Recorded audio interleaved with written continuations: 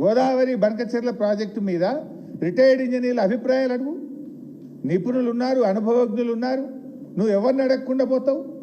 అంత స్పష్టంగా కేంద్ర ప్రభుత్వ సంస్థలు CWC, KRMB, GRMB, Polavaram project authority, environment department ఆ డిపిఆర్ను తిరస్కరిస్తూ ఉంటే నువ్వెందుకు పోతున్నావు మీటింగ్కు?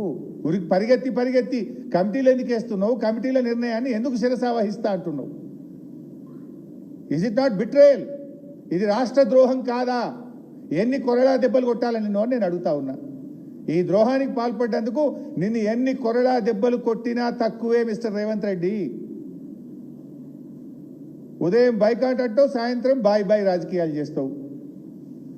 నీ ఇష్టం వచ్చినట్లు తెలంగాణ సాగునీటి ప్రయోజనాలను ఆంధ్రప్రదేశ్ కట్టబెట్టే ప్రయత్నం చేస్తే బీఆర్ఎస్ పార్టీ చూస్తూ ఊరుకోదు. తస్మాత్ జాగ్రత్త అని చెప్తున్నాం. నీళ్ల విషయంలో నిజాయితీ ప్రదర్శించు, లేకపోతే తెలంగాణ ప్రజలు నిన్ను అదే నీళ్ళలో ముంచుతారు. జాగ్రత్త అని చెప్పి కూడా నేను ఈరోజు హెచ్చరిస్తా ఉన్నా.